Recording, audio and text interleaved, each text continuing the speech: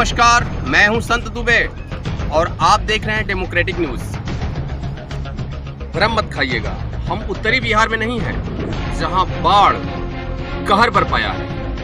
हम इस समय कैमूर जिले के दुर्गावती प्रखंड के पास हैं और ये जो आपको नज़ारा हम दिखा रहे हैं, इस नज़ारा को आप देखिएगा तो आपको ये समझ में आएगा कि शायद ये नज़ारा ठीक वहीं का है जहां हर वर्ष बाढ़ आता है और वो जगह है बिहार का उत्तरी हिस्सा। लेकिन जब कभी आपको जब नज़र आएगा इस बाढ़ का तो आप इस बात को ध्यान में रखिएगा, उत्तरी बिहार में ही बाढ़ नहीं आती, ऐसे जगहों पे भी बाढ़ आती है जहां बाढ़ के अलावा सुखाड़ होता है। और हम आपको दुर्गावती प्रखंड में ये नज़ारा दिखाने के लिए लाए हैं कि आप जरा देखिए कि बरसात को समाप्त हुए 48 घंटे से भी अधिक समय बीत चुका है, लेकिन पानी का जो जलस्तर है लगातार बढ़ रहा है। कई गांव से प्रभावित हैं, किसानों का तो कमर ही टूट गया है। किसानों की हालत बद से बदतर है और जिस जगह पे हम आपको ये नज़ारा दिखाने की कोशिश कर रहे हैं, यहाँ के किसान बाढ़ और सुखाड़ दोनों प्राकृतिक आपदाओं का मार झेलते झेलते पूरी तरह परेशान हो चुके हैं। अब जरा समझिएगा किसानों के लिए ये कितना दुर्गम है ये समय, जब ऐसे समय में उन्होंने घर में रखी हुई पूंजी, गाढ़ी कमाई का हिस्सा खेतों में लगा दिया और खेत पानी से डूब गए। अब उनके पास बिचड़े भी नहीं सिंचित कर सके, खेत में कुछ न कुछ लगा सके, अब उनके पास वो भी नहीं रह गया। ये ऐसा नहीं कि इसी वर्ष का हाल है, ये हाल ए दास्तां प्रति वर्ष का है। अगर आपको विश्वास नहीं है तो आप सीधे कैमूर जिले के दुर्गावती प्रखंड में के गांव में चले आइए। हालांकि इस समय अभी लगातार लगभग एक सप्ताह तक आप एक दूसरे गांव में जाने के लिए जो दुर्गावती नदी से सटा हुआ है, उस जगह पे जाने में आपको बहुत परेशानी होगी। बहुत किल्लत के साथ, मशक्कत के साथ आप किसी एक दूसरे गांव में प्रवेश कर सकते हैं, क्योंकि बाढ़ का पानी कहर बरपा रहा है। तो आइए पहले हम यहाँ का गणित समझा। यहाँ कुछ किसान हैं, अब चिलचिलाती धूप है, आप देख रहे होंगे कि माथे को पसीना है और इससे काफी परेशान किसानों से हम बात करते हैं। जरा आप भी सुनिए। क्या नाम हुआ भाई आपका? अरुण जी। कहाँ के रहने वाले हैं? मनोहरपुर के रहने वाले हैं। अच्छा ये बताइए कि इससे बाढ़ से कितना नुकसान हुआ है? बहुत ज़्यादा नुकसान है। कितना नुकसान है? समझ लीजिए कि 5 दिन से पानी है। 5 दिन से पहले? 5 दिन से पहले। अभी कितने दिन तक पानी रहेगा? अभी तो पता नहीं चल रहा है कितना दिन रहेगा, नहीं अभी तो बढ़ ही रहा है। तो हर वर्ष यही हालत होती है? हर वर्ष इसी तरह रहता है। फिर कैसे जीते हैं आप लोग? कैसे जीते हैं? जैसे कमाते खाते हैं हम लोग, क्या बताएं। चलिए भाई बताइए, आप क्या नाम हुआ आपका? अच्छा दुबे जी, एक बात बताइए कि कितने गांव प्रभावित हैं इससे? 40-45 गाँव। 45 गांव प्रभावित हैं। अच्छा, किसानों की हालत तो बद से बदतर हो गई है। एकदम बदतर। तो कैसे फिर चलेगा? अब तो बिचड़ा उचड़ा भी रखे होंगे आप लोग, फिर बाढ़ खत्म होगा तो? कोई बिचड़ा नहीं है, समझ तब तो खेत आपका बिल्कुल इसी तरह से प्लेन रह जाएगा। ऐसे ही चलता है, ऐसा ही हर साल का नहीं। अच्छा, जब बाढ़ आता है तो बाढ़ आने की स्थिति में सांप भी तो विषैले आते होंगे, वो घरों में पहुंचते होंगे? बहुत बड़का सांप, समझ नहीं हम क्या, घर में घुस जाते हैं। अच्छा, तो उससे निजात कैसे मिलती है? डर देता है, बहुत आदमी मर जाते हैं। ये भी बात है। हाँ, ये भी बात। अच्छा, ये जो बाढ़ का पानी आता है तो इसमें 2 नदियाँ, मेरे ख्याल से 2 नदियाँ आती हैं। 2 नदी लगती है, एक दुर्गावती है और एक गेहुनवा है, जो पहाड़ी नदी है, पहाड़ से चल के आती है। तो ये दोनों नदी यहाँ आके कहाँ तक इसको? अच्छा, दुर्गावती और रामगढ़ को ज़्यादा प्रभावित करती है। ज़्यादा दुर्गावती। अच्छा, कभी मुआवजा वगैरह मिला है कि नहीं आप लोगों को? कभी नहीं मिलता। तभी बिजली बिल हर साल हम लोग को देना पड़ता है सर। अच्छा। सरकार से ध्यान नहीं दे रही है।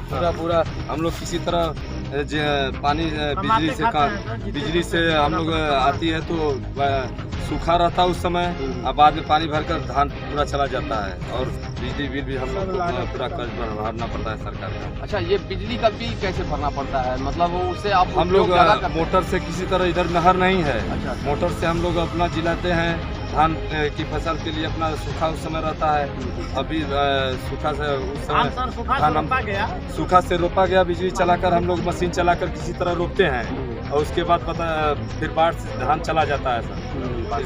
बाढ़ से चला जाता है, और बिजली बिल भी हम लोग के बाद बिल भी देना पड़ता है और सरकार का। और गेहूँ की फसल कैसे करते हैं आप लोग? गेहूँ वही मोटर से हम लोग मोटर मशीन से जिलाते हैं। किसी तरह सिंचाई का साधन हम लोग को कुछ नहीं है, ये मशीन है समरसेबुल है, इसी तरह। अच्छा, आप चाहते क्या हैं? जैसे बाढ़ आ गया सर, के बाद तो अभी क्या चाहते हैं? क्या सरकार से क्या मदद चाहते हैं? सर, हम लोग को कुछ नहीं लगा मिलता है, पूरा एकदम मुआवजा बिजली बिल भी देना पड़ता है, और उसको बिल के तरफ सरकार का ध्यान केंद्रित किया जाए। सरकार को कम से कम सोचना चाहिए कि सर हम लोग पूरा क्षेत्र इसके तरफ कुछ ध्यान देना चाहिए। पूरा बिजली हम लोग किसान इतने बदहाल नहीं स्थिति में पाते जी रहे हैं, अपना पेट पालने के लिए मजबूर है, तो कम से कम इसके लिए हमें कुछ मुआवजा इसके तौर पर देना चाहिए ना। तो कैमूर जिले में तो कई मंत्री भी हुए हैं और यहाँ की समस्याओं से रूबरू हुए हैं, कभी आप लोगों ने समस्या उठाई है? हम लोगों ने कई बार कहा सर, लेकिन अभी फिलहाल जो हमारे अभी विधायक जी हैं वो भी इधर नहीं आए हैं घूमने के लिए, देखने के लिए कि मतलब कि यहाँ क्या हमारे जिला में क्या हो रहा है। अभी तक कभी नहीं, कोई भी रहा नहीं आया। अच्छा, हाँ। प्रशासन के लोग आए कि नहीं? प्रशासन के लोग भी अभी नहीं आए थे, वही अनाउंस करके चले गए कि पानी बढ़ेगा, आप लोग निचले इलाके छोड़ करके ऊपर की तरफ चले जाइए। अच्छा, मतलब इंटीमेशन दिया उन्होंने, बस वही कि मतलब नीचे से आप लोग चले जाइए ऊपर की तरफ। लेकिन तरफ। कौन सा ऊपर कुछ बताए जगह वगैरह? वही स्कूल वगैरह जो ऊंचा स्थान देख करके कहीं हाईवे रोड पर पुल पर चले वही जाइए, सुरक्षित स्थान देख लीजिए। अच्छा। अपना व्यवस्था कोई थोड़ी दिया कि नहीं आप यहाँ आकर के रहिए, हम कैंप लगा रहे हैं वगैरह वगैरह, कुछ भी नहीं। कुछ नहीं दिया तो सर। बिजली का बिल माफ चाहते हैं आप लोग, और जो मुआवजा है वो मिलना चाहिए। हम लोगों का खेत का मुआवजा तो मिलना चाहिए। कैसे हम लोग कि आखिर में हम लोग क्या करें, अपना पेट पालें कि सरकार की बिजली बिल को भरें, या जो भी ऊपर से लोड है, अभी मजदूरी देना है, अभी जो हम लोग लेबर लगा कर ये किसानों का जो दर्द है बिल्कुल जायज है, क्योंकि किसान गाढ़ी कमाई का हिस्सा जब खेतों में लगाता है और उसके बाद प्रकृति का जब भेंट चढ़ जाता है, तो ऐसे में उनका जो कमर है पूरी तरह से टूट चुका होता है। अब उनके पास उनकी जो मांग है बिल्कुल जायज़ है कि कम से कम हमारी बात सुनी जाए, कम से कम बिजली का बिल माफ़ किया जाए, क्योंकि उसी बिजली का जो आप अभी बारिश देख रहे हैं, अभी जो बाढ़ देख रहे हैं, इसमें सच में इस खेतों में दरार भी पड़ता है, और उस दरार को पाटने का एकमात्र सहारा इनके पास बिजली ही है, ओपन बोरिंग है, क्योंकि यहाँ आसपास में सिंचाई का कोई साधन नहीं है, जिसके चलते किसान बिजली पर पूरी तरह से आश्रित हैं। और उसी बिजली से जब अपने खेतों को सजाते हैं, संवारते हैं, और बाद में जब प्राकृतिक आपदा का वो भेंट चढ़ता है, तो जरा पूछिए उनके कलेजे पर हाथ रख के। एक वृद्ध किसान हैं, हम इनसे जान लेते हैं। रामायण यादव। रामायण जी, एक बात बताइए हमको कि कितना खेत आपका डूबा हुआ है?